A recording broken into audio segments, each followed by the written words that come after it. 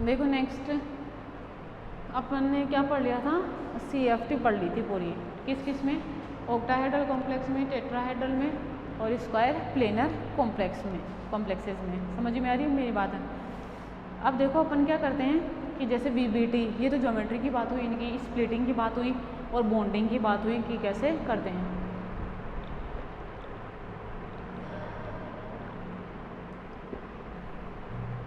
समझे आप लोग मेरी बात।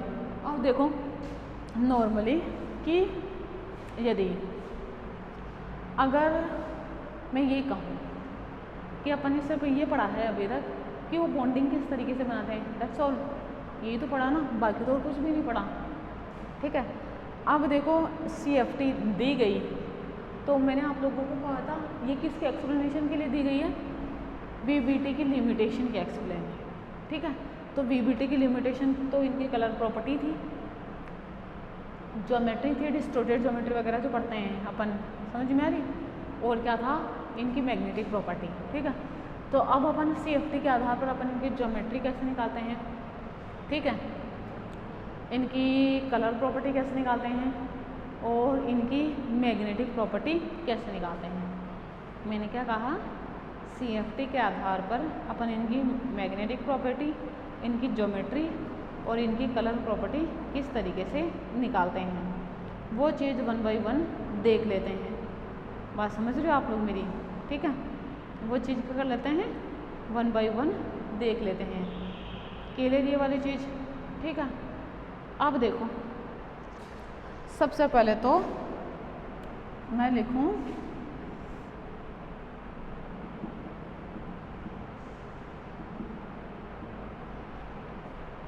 Explanation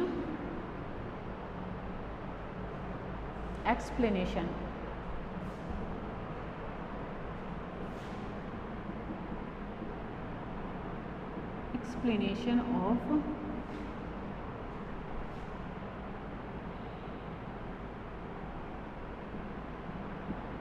geometry of the complexes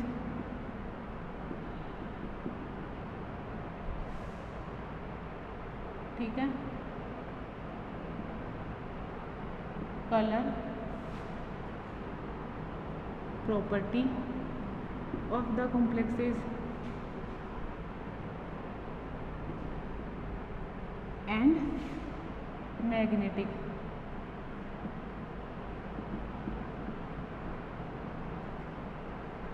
moment of the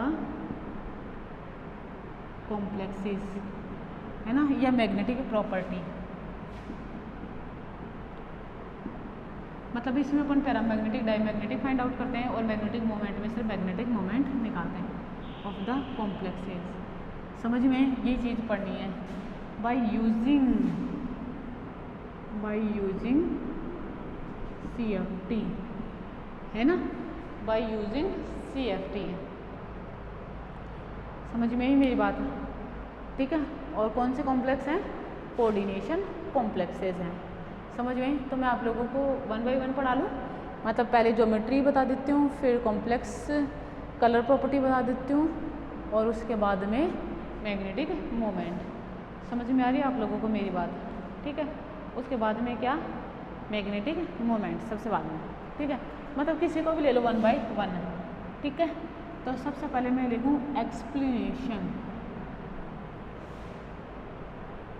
of geometry of the coordination compound by using CFT।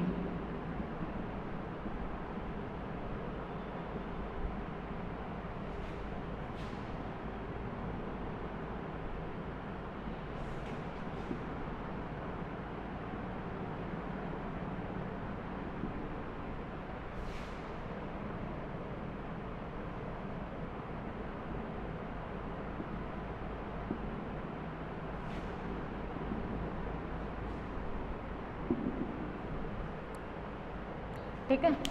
Explanation of geometry of the coordination compound by using CFT। समझ में ही मेरी बात है। ठीक है। देखो अपन इससे पहले, है ना,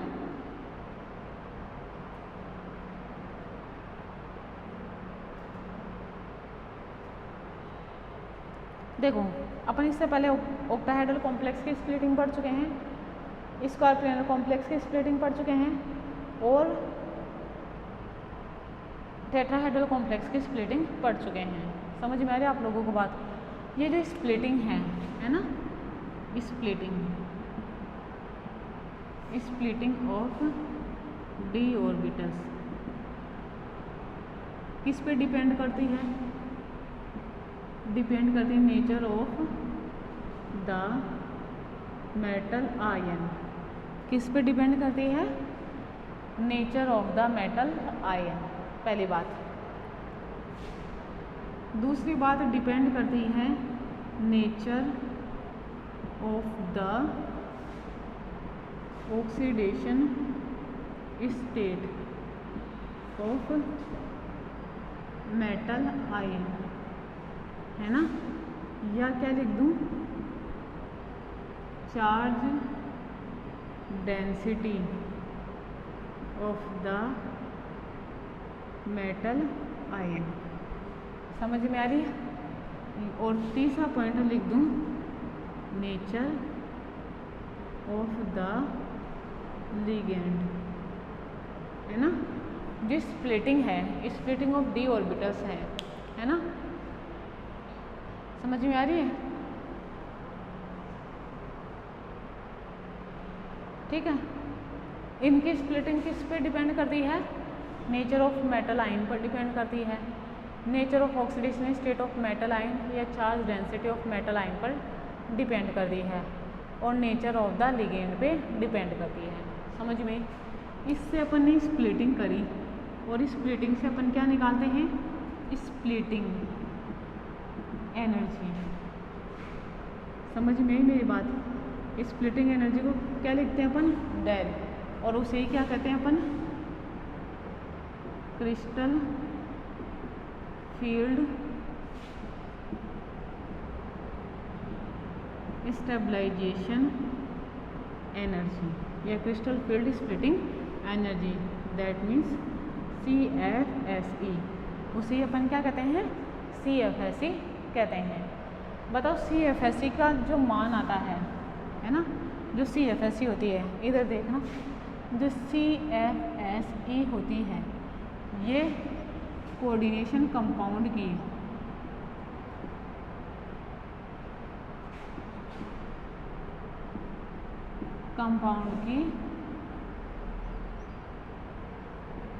थर्मोडायनेमिक स्टेबिलिटी, है ना? ये कोऑर्डिनेशन कंपाउंड की थर्मोडायनेमिक स्टेबिलिटी को एक्सप्लेन करती है। इसका मान या तो 0 हो सकता है या फिर नेगेटिव, कुछ भी हो सकता है, लेकिन कभी भी पॉजिटिव नहीं हो सकता। पॉजिटिव वैल्यू इसकी नहीं होगी। समझ में आ रही है आप लोगों को बात? ठीक है। अब मुझे एक बात बताओ, अगर स्प्लिटिंग हो डी ऑर्बिटल की, जो तो इन नेचर पे डिपेंड करता है, उससे अपने को क्या मिलेगा? डेल मिलेगा, CFSE का मान मिलेगा। अपन ये जानते हैं CFSE के मान के आधार पर मुझे एक बात बताओ, अपन क्या निकाल सकते हैं? उनकी ज्योमेट्री निकाल सकते हैं, है ना? मैं ये कहूँ कि जब ऑक्टाहेड्रल कॉम्प्लेक्स बनते हैं तो स्प्लिटिंग क्या होती है? वहाँ पे ज़्यादा होती है। अगर ज़्यादा स्प्लिटिंग हो, है ना, 3 दे दिए कॉम्प्लेक्स और बोल दिए कि CFSE का मान इतना इतना इतना है, और अपने को उन्होंने बताया नहीं है कि इसमें इतने लिगेंड बोले तो इसकी कोऑर्डिनेशन नंबर ये है, ये साफ बोला कि ये वाला कॉम्प्लेक्स है, ये वाला कॉम्प्लेक्स है, बस CFSE का मान दे दिया। तो जिसकी CFSE सबसे ज़्यादा होगी, समझ में आ रही? इसका मतलब है उसमें स्प्लिटिंग ज़्यादा होगी। और अपन जानते हैं स्प्लिटिंग किस में ज़्यादा होती है? ऑक्टाहेड्रल कॉम्प्लेक्सेस में ज़्यादा होती है। समझ में आ रही है आप लोगों को मेरी बात? ठीक है। स्प्लिटिंग किस में ज़्यादा होगी? ऑक्टाहेड्रल कॉम्प्लेक्सेस में। समझ में आप लोगों को मेरी बात? अगर ऑक्टाहेड्रल कॉम्प्लेक्सेस में स्प्लिटिंग ज़्यादा है ना, ठीक है, स्प्लिटिंग एनर्जी का मान या CFSE का मान ज़्यादा है तो ऑक्टाहेड्रल कॉम्प्लेक्स बनेगा। अदरवाइज क्या होगा? स्क्वायर प्लेनर कॉम्प्लेक्स होगा या फिर टेट्राहेड्रल कॉम्प्लेक्स होगा, है ना? एक बात तो समझ में आई क्या कि अगर 3 कॉम्प्लेक्स की स्प्लिटिंग एनर्जी दे दे तो उनकी स्प्लिटिंग एनर्जी या CFSE के मान दे दे, तो CFSE के मान के आधार पर अपन जिसकी ज़्यादा CFSE का मान है उस मान के आधार पर अपन ये पता लगा सकते हैं कि कौन सा कॉम्प्लेक्स कौन सा होएगा। मतलब जिसके CFSE का मान ज़्यादा उसका मतलब उसकी स्प्लिटिंग ज़्यादा, और स्प्लिटिंग ज़्यादा किसमें होती है? ऑक्टाहेड्रल कॉम्प्लेक्सेस में होती है। ठीक है, क्लियर? मतलब CFSE ज़्यादा कब होगी? जब स्प्लिटिंग ज़्यादा होगी। स्प्लिटिंग क्या हो? ज़्यादा हो। स्प्लिटिंग ज़्यादा कब होगी? समझ रहे हो आप लोग मेरी बात? स्प्लिटिंग ज़्यादा कब होगी? जब 4 बॉन्ड की कंपैरिजन में 6 बॉन्ड बने, है ना? क्योंकि अगर 6 मेटल लिगेंड बॉन्ड बनेंगे तो उसमें जो रिलीज एनर्जी है उसका मान भी क्या होगा? ज़्यादा होगा। ये ज़्यादा तो CFSE भी ज़्यादा। समझ में आ रही? और ये कब ज़्यादा होगी? जब 6 बॉन्ड बनेंगे। और 6 बॉन्ड कब बनेंगे? जब कोऑर्डिनेशन नंबर 6 होगी। और अगर कोऑर्डिनेशन नंबर 6 कब होगी? जब ऑक्टाहेड्रल कॉम्प्लेक्स बनेगा। So we can easily find out the complex is octahedral on the basis of the value of CFSE। ठीक है, क्लियर? बताओ मेरी बात समझ में आई क्या? ठीक है, और जो 2 कॉम्प्लेक्स बच गए रिमेनिंग वो हो जाएंगे, या तो स्क्वायर प्लेनर कॉम्प्लेक्स हो जाएगा या फिर टेट्राहेड्रल कॉम्प्लेक्स हो जाएगा। ठीक है, मैंने क्या कहा?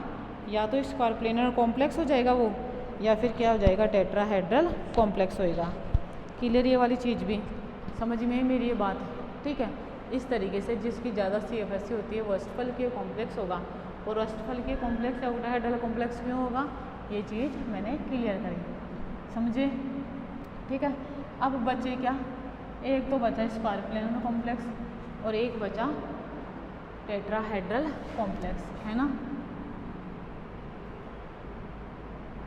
रिमेनिंग कॉम्प्लेक्स या तो क्या होंगे? टेट्राहेड्रल,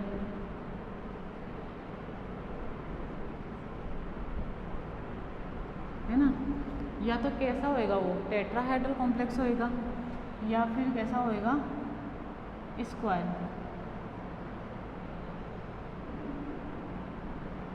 प्लेनर कॉम्प्लेक्स, क्योंकि अपने तो 3 ही पढ़े हैं अभी तक, कोऑर्डिनेशन नंबर 6 वाला और कोऑर्डिनेशन नंबर 4 वाला। तो जिनकी कोऑर्डिनेशन नंबर 6 होती है उनको तो पहचान लिया। अब बचे के 4 वाले जो स्क्वायर प्लेनर भी हो सकते हैं और जो क्या हो सकते हैं? टेट्राहेड्रल भी हो सकते हैं। समझ में मेरी बात है? क्लियर ये चीज़ भी? ठीक है, अब देखो उसकी बात करते हैं इन दोनों कॉम्प्लेक्स की। इनमें कैसे पहचानेंगे? अब देखो इनमें सबसे पहले तो यदि इलेक्ट्रॉनिक कॉन्फ़िगरेशन D8 हो, है ना? और D8 क्या हो?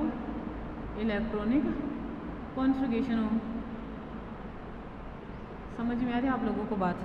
पहली बात तो इलेक्ट्रॉनिक कॉन्फ़िगरेशन D8 हो। दूसरा जो लिगेंड है ना, वो कैसा हो? स्ट्रॉन्ग फील्ड हो, है ना? पहली चीज़ तो D8 इलेक्ट्रॉनिक कॉन्फ़िगरेशन हो। दूसरा कैसा हो? लिगेंड स्ट्रॉन्ग फील्ड हो, है ना? लिगेंड कैसा हो? स्ट्रॉन्ग फील्ड हो। तो क्या होता है कि जो EG ऑर्बिटल है ना, EG ऑर्बिटल वो टूटेगा और टूटकर 2 बाइसेक्ट में डिवाइड हो जाएगा, है ना? और बाइसेक्ट में डिवाइड होने के बाद एक तो बनेगा dx² - y² और dz²। समझ में? क्लियर? अगर ऐसा हो तो दोनों इलेक्ट्रॉन कहाँ जाएंगे? EG के dz² में जाएंगे। अब जो dx² - y² है ये 4 लिगेंडों को अपने 4 लोग प्रोवाइड करवाएगा फॉर द बॉन्ड फॉर्मेशन या कॉम्प्लेक्स फॉर्मेशन। ठीक है, क्योंकि ये हाई एनर्जी की है और यही वेकेंट है। समझ में? क्योंकि जब लिगेंड अप्रोच करता है D8 इलेक्ट्रॉनिक कॉन्फ़िगरेशन तो dz² dx² - y² में एक इलेक्ट्रॉन होता है। अब अगर dz² की तरफ आए तो वो इलेक्ट्रॉन 2 लिगेंड से अप्रोच करेगा, मतलब रिपल्शन महसूस करेगा। अगर D X square Y minus Y square की बात करें तो इनमें एक इलेक्ट्रॉन 4 लिगेंड से रिपल्शन महसूस करेगा, तो 4 लिगेंड का रिपल्शन 2 से ज़्यादा होएगा और 2 से ज़्यादा होने के कारण वो हाई एनर्जी लेवल पे चला जाएगा। समझ में ये बात। और हाई एनर्जी लेवल पर चले जाने के कारण 4 ligand towards the plus X plus Y minus X minus Y lobe की तरफ मूव करेंगे।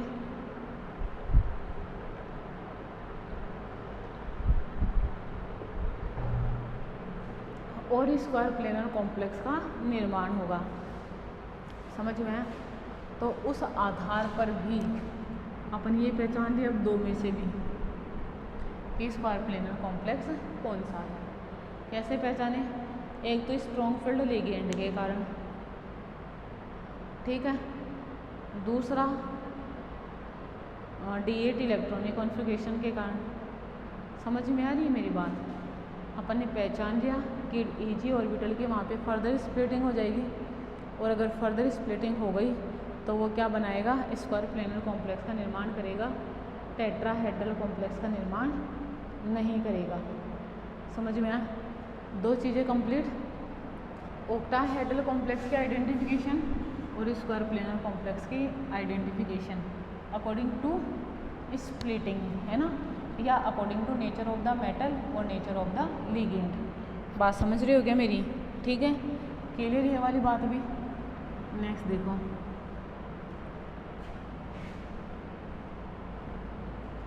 अब देखो टेट्राहेड्रल की, बोले अब बच गया उसको हम टेट्राहेड्रल बोल देंगे। नहीं, ऐसा नहीं होता है। ज़रूरी थोड़ी आप लोगों का आइडिया हमेशा ही सही हो, ऐसा ज़रूरी नहीं है।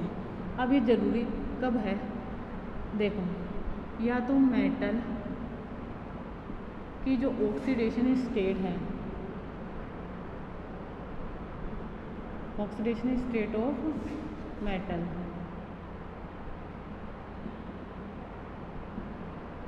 वो क्या होनी चाहिए? कम होनी चाहिए। या क्या हो? लिगेंड हैव लार्ज साइज, ठीक है। या क्या लिख दिया मैंने? लिगेंड हैव लार्ज साइज, या ligands nature is weak field, ligands nature is weak field, ठीक है। मतलब या तो मेटल की ऑक्सीडेशन स्टेट क्या हो? कम हो। समझ रहे हो? मेटल की ऑक्सीडेशन स्टेट क्या हो? कम हो। या फिर क्या हो? लिगेंड ज़्यादा बड़ा हो, बल्कि हो। या फिर क्या हो? लिगेंड वीक फील्ड का हो। समझ में आ रही है? तो उस कंडीशन में अगर इलेक्ट्रॉनिक कॉन्फ़िगरेशन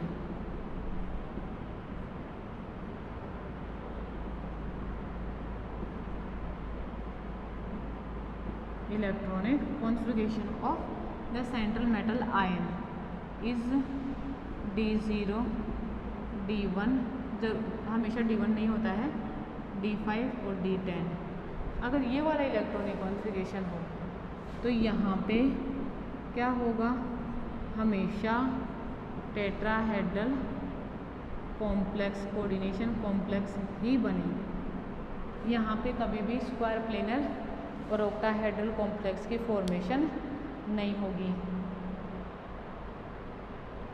समझ में है क्या? क्लियर? ठीक है ये बात। मतलब अपन ने क्या करा? केवल स्ट्रेंथ ऑफ द लिगेंड और only nature of the metal ion के आधार पर ये पहचान लिया कि कॉम्प्लेक्स ऑक्टाहेड्रल होगा, कॉम्प्लेक्स स्क्वायर प्लेनर होगा, या कॉम्प्लेक्स टेट्राहेड्रल होगा। बात मेरी समझ में है क्या? इस आधार पर अपन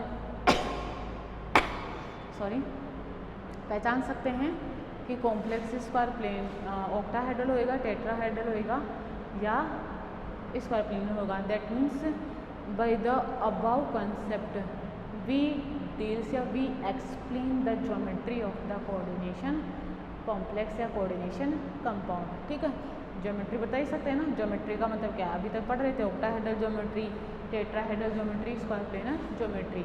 तो उन सभी की एक्सप्लेनेशन अपन किसके द्वारा दे सकते हैं, by the strength of the ligand, by the nature of the ligand और by the nature of the metal ion. Clear ये वाली चीज़। इसके अलावा भी एक और चीज़ है, वो क्या कि फॉर एग्ज़ाम्पल जैसे कई कंपाउंड ऐसे होते हैं जिनकी शेप क्या होती है, डिस्टोर्टेड होती है ना, जिनकी शेप क्या होती है, डिस्टोर्टेड होती है। उनकी व्याख्या भी क्या कर लेता है, CFT आसानी से करता है। समझ में आ रही है मेरी बात है? ठीक है। फॉर एग्ज़ाम्पल जैसे मैं बात करूं कॉपर सेकेंड, है ना, कॉम्प्लेक्स कौन सा है, कॉपर सेकेंड। समझ में आ रही है? इसकी कोऑर्डिनेशन नंबर देखना, कोऑर्डिनेशन नंबर, इसकी कोऑर्डिनेशन नंबर है 6। समझ में? जो इलेक्ट्रॉनिक कॉन्फ़िगरेशन है,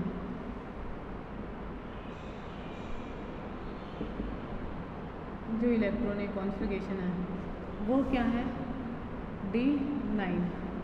ठीक है, मतलब D9 जिनका इलेक्ट्रॉनिक कॉन्फ़िगरेशन होता है वो क्या करते हैं, डिस्टोर्टेड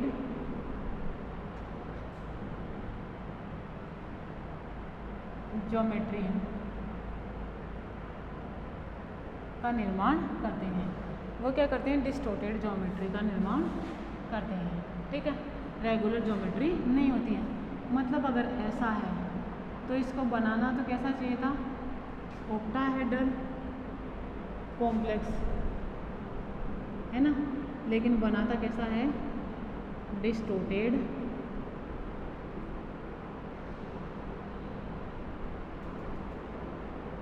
ज्योमेट्री, जिसे अपन क्या कहते हैं, टेट्रागोनल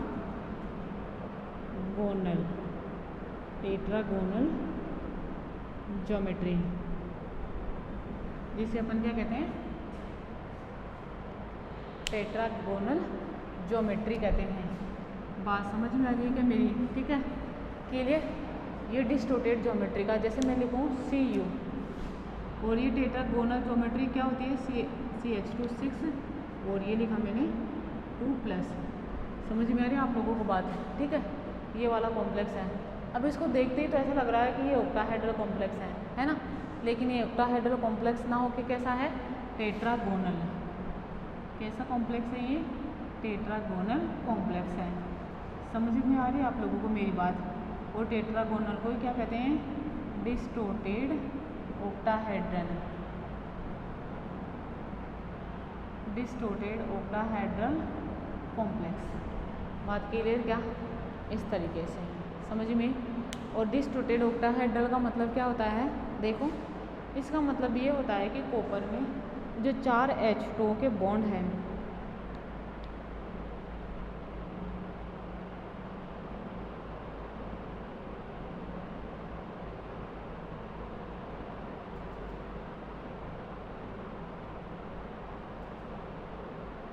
ठीक है, देखना क्या बोला मैंने, इसमें इसका जो स्ट्रक्चर होता है ना वो ऐसा होता है, 4 H2 बॉन्ड तो रेगुलर बॉन्ड बनाते हैं। रेगुलर बॉन्ड का मतलब क्या है, सेम साइज के बॉन्ड होते हैं, है ना, इस तरीके से। समझ में आ रही है? लेकिन दो जो H2 के बॉन्ड होते हैं वो लंबे होते हैं, इस तरीके से, इन दो से। तो ये क्या होती है, डिस्टोर्टेड ऑक्टाहेड्रल शेप होती है। समझ रहे हो? या इसे क्या कहते हैं, इसका नाम क्या है, टेट्रागोनल शेप। इसकी भी व्याख्या CFT आसानी से करता है। ठीक है, नेक्स्ट चीज देखो,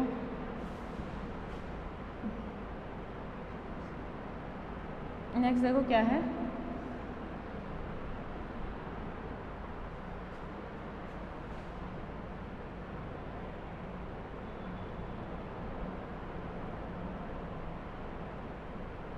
नेक्स्ट देखो, कई बार क्या होता है कि जैसे D ऑर्बिटल है, CFT के अकॉर्डिंग अपन क्या बोलते हैं, D ऑर्बिटल की स्प्लिटिंग होती है। ठीक है, जिससे क्या होता है, CFSC रिलीज होती है और कॉम्प्लेक्स क्या होता है, स्टेबल हो जाता है। समझ में आ रही है मेरी बात है? ठीक है, देखो मैंने क्या कहा कि जब कॉम्प्लेक्स बनते हैं, है ना, कॉम्प्लेक्स बनते हैं तो अकॉर्डिंग टू CFT क्या होता है, d ऑर्बिटल की स्प्लिटिंग होती है।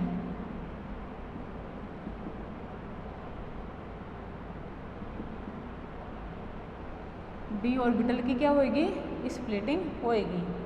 समझ में आ रही है आप लोगों को बात? ठीक है, d ऑर्बिटल की स्प्लिटिंग हुई तो क्या होगा, ये Eg और T2g ऑर्बिटल की फॉर्मेशन करेगा और कुछ एनर्जी क्या करेगा, ये रिलीज करेगा। समझ रहे हो आप लोग मेरी बात?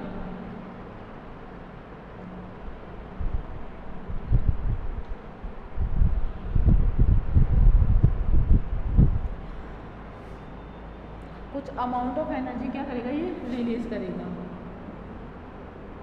ठीक है, अगर ये एनर्जी रिलीज करे, समझ में आ रही, उसे अपन क्या कहते हैं, इस रिलीज एनर्जी को CFSC कहते हैं, जिससे मॉलिक्यूल क्या हो जाता है, स्टेबल हो जाता है। ठीक है, अब अगर इस CFSC का मान बहुत अधिक है ना, या मैं कहूँ मैक्सिमम है, मैक्सिमम नेगेटिव है, ठीक है, बहुत ज़्यादा है, तो जो स्प्लिटिंग होकर रही T2g और Eg ऑर्बिटल बनाते हैं, उनकी क्या हो जाती है, फर्दर स्प्लिटिंग हो जाती है। क्या हो जाती है इनकी, फर्दर स्प्लिटिंग। समझ में आ रही है आप लोगों को बात? फर्दर स्प्लिटिंग से क्या होता है, और ज़्यादा एनर्जी रिलीज होती है ना, क्या होता है, और ज़्यादा एनर्जी क्या होगी, रिलीज होगी। तो ये एक्स्ट्रा स्टेबिलिटी क्या कर लेते हैं, गेन कर लेते हैं, एक्स्ट्रा स्टेबिलिटी गेन कर लेते हैं, जिससे ये एक्स्ट्रा स्टेबलाइज हो जाते हैं। या मैं कहूँ ये और ज़्यादा एनर्जी रिलीज करते हैं, जिससे एक्स्ट्रा स्टेबिलिटी गेन करते हैं और ज़्यादा स्टेबलाइज हो जाते हैं, एक्स्ट्रा स्टेबलाइज्ड हो जाते हैं। ठीक है, ये क्या कहलाता है, जॉन टेलर इफेक्ट। ये क्या कहलाता है, जॉन टेलर इफेक्ट कहलाता है। जो इसकी जो एक्स्ट्रा स्टेबिलिटी है उसकी व्याख्या कौन करता है, जॉन टेलर इफेक्ट करता है। समझ में? इसके अनुसार क्या होता है कि जो लिगेंड जेड एक्सिस पर होते हैं, है ना, जो लिगेंड जेड एक्सिस पर होते हैं, जो मेटल से बहुत ज़्यादा डिस्टेंस पर मौजूद होते हैं। समझ में आ रही है आप लोगों को बात? जो ज़्यादा डिस्टेंस पर होने के कारण क्या होते हैं कि उनकी आगे स्प्लिटिंग हो जाती है। समझ में आ रही है? दूरी बढ़ने के साथ साथ क्या होता है, Eg और T2g ऑर्बिटल की और स्प्लिटिंग हो जाती है, और इस एक्स्ट्रा स्प्लिटिंग के कारण मॉलिक्यूल क्या हो जाता है, और ज़्यादा स्टेबल हो जाता है, क्योंकि उससे CFSC का मान ज़्यादा होगा। अगर ज़्यादा CFSC का मान है तो मॉलिक्यूल भी स्टेबल हो जाएगा। समझ में आ रही है मेरी बात है? ठीक है, अब देखो जैसे मैं D9 की बात करूँ, है ना, क्योंकि यही क्या करता है, दो बॉन्ड ज़्यादा लंबे रखता है और चार बॉन्ड सेम साइज के रखता है। समझ में आ रही है मेरी बात? मतलब सेम बॉन्ड लेंथ के रखता है। ठीक है, मतलब कॉम्प्लेक्स ले लिया CuH2O6 2+, बात समझ में आ रही है ना। जैसे कॉम्प्लेक्स लिया CuH2O6 2+, ये वाला कॉम्प्लेक्स लिया, क्लियर। इलेक्ट्रॉनिक कॉन्फ़िगरेशन क्या है इसका, D9 है ना। तो देखना अपन इसको कैसे बनाते हैं, according to John Teller distortion. इसकी एक्स्ट्रा स्टेबिलिटी कैसे, क्योंकि डिस्टोर्टेड शेप है, होना तो उसे लेस स्टेबल चाहिए था, लेकिन ये क्या होता है, मोर स्टेबल होता है। समझ में आ रही है आप लोगों को बात? ठीक है, देखो ज़रा, मैंने लिखा ये है ना, D9 है, क्लियर मेरी बात?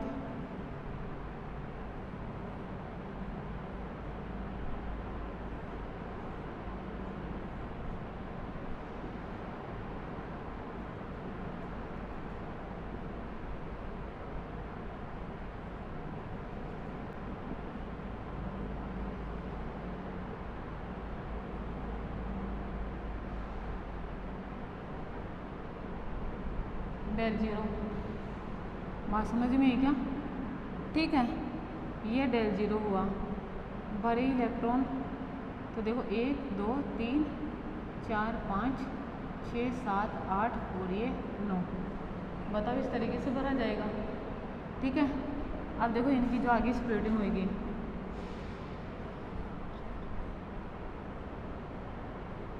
ये ईजी मतलब dx जेड dy जेड है ना,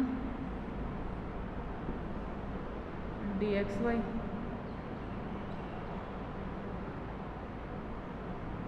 dz स्क्वायर dx स्क्वायर माइनस वाई स्क्वायर, इस तरीके से है। अगर इसमें फिल करें, देखो ये माइनस बीटा, ये प्लस बीटा, देखो 1 2 3 4 5 6 7 8 और ये 9, इस तरीके से इनमें भरा जाएगा। ठीक है, अब देखो जो इसका CFSE का मान होगा, है ना, उसके CFSE के मान में dz स्क्वायर की एनर्जी जो माइनस बीटा कम हो गई है वो जुड़ेगी, जिसमें 2 इलेक्ट्रॉन है। समझ में आ रही? और इसमें इसके CFSE के मान में dx स्क्वायर की जो कि प्लस बीटा बढ़ गई है वो मान जुड़ेगा। समझ में आ रही? तो CFSE का मान देखो, जो टोटल CFSE थी उससे ज़्यादा हो जाएगा। क्लियर आप लोगों को ये बात भी समझ में आई क्या मेरी बात? ठीक है, इस तरीके से करा जाएगा। अब वे सभी कॉम्प्लेक्स जो D9 कॉन्फ़िगरेशन रखेंगे, समझ में आ रही है ना, जो D9 कॉन्फ़िगरेशन रखते हैं वे सभी कोऑर्डिनेशन कंपाउंड क्या करेंगे, डिस्टोटेड ऑक्टाहेड्रल ज्योमेट्री रखेंगे। और जो लो स्पिन D7 और हाई स्पिन D4 है, ठीक है, उनमें dz स्क्वायर ऑर्बिटल में एक इलेक्ट्रॉन होएगा। ठीक है, तो ये भी क्या करेंगे, इनकी जो ज्योमेट्री है वो भी कैसी हो जाएगी, डिस्टोटेड हो जाएगी। बोल तो वो भी विकृत ज्यामिति का निर्माण करेंगे। कौन कौन से? D4 और D7, एक हाई स्पिन एक लो स्पिन और ये D9। समझ में आ रही? ये कैसे ज्योमेट्री का निर्माण करते हैं, डिस्टोटेड ज्योमेट्री का निर्माण करते हैं। क्लियर ये वाली बात? ठीक है, समझ में आई? तो ये क्या हुआ, explanation of geometry of the coordination compound by using CFT। Clear?